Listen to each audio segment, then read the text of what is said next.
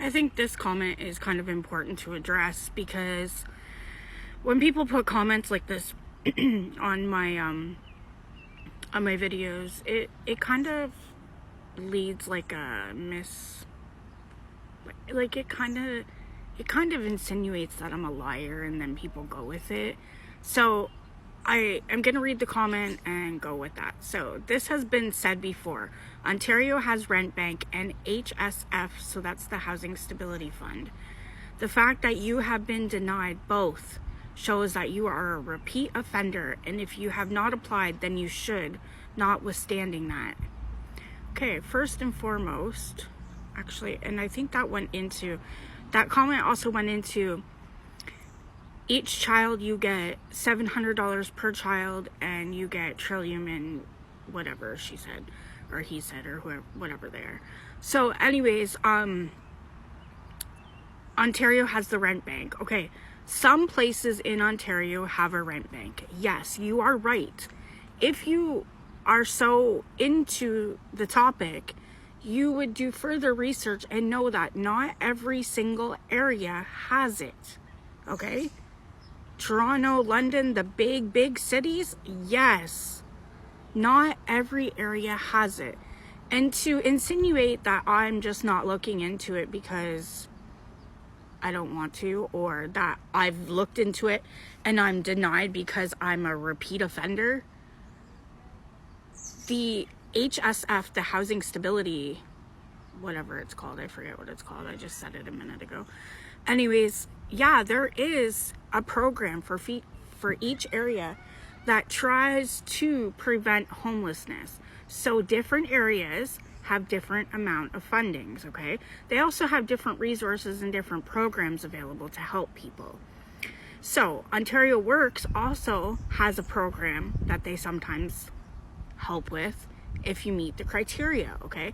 But having said that, all of these things come with a criteria, okay? Every single person's situation is different, okay? And just because they're not approved does not mean that they've abused the system. I hate that the government I love that the government puts these resources out there, but I hate that people just take that and they run with it, and they don't know for sure everything that goes into being approved for these things, okay? So now when people like me are in a crisis situation, nobody's taking it serious because somebody's always, well, there's this, well, there's that. Okay, yeah, there is those, but do they help everybody? No, they don't. And it's very important that people start learning that. And if that was the case and they help everybody, why is there so many people losing their homes right now? And, one might say, oh, because they're into drugs. Okay, but what about all the people who aren't into drugs that are losing their homes right now? Like, yeah, there are some people who abuse the system, very much so. But for you to just assume that I did because I'm not getting all my rent paid for. And you also made a comment, I believe, going forward, how I was going to sustain this. This is outstanding rent arrears, okay? I'm not asking people to help me going forward. And this is outstanding that I can't get taken care of, okay? I can't get it paid off, whatever. Also, I want to make a comment too to your thing about child tax, okay? Child tax is not straight across the board. It is not one set amount for everybody. It depends on your income. It depends on if you have a spouse. It depends on lots of things. Also, it also depends on the year before kind of thing. So let's say, like, I'm doing my taxes for last year, okay? Last year, but now this year, it affects the amount of money you get in. You know what I mean? So to say that everybody gets $700 per kid, that's not true. Because I know there was a time when I only got $1,400 for 3 kids. And I also made $56,000 that year, okay? So that whole scenario is wrong. And even if so, let's say I did get $700 per kid, okay? 7 times 3 is what, 21? So you're not understanding how somebody who has 3 kids is having a hard time living off of $2,100. especially in this inflation and these rent prices. The average household spends $1,200 a month on groceries. And that's just if you can. I'm not saying that's what I spend, but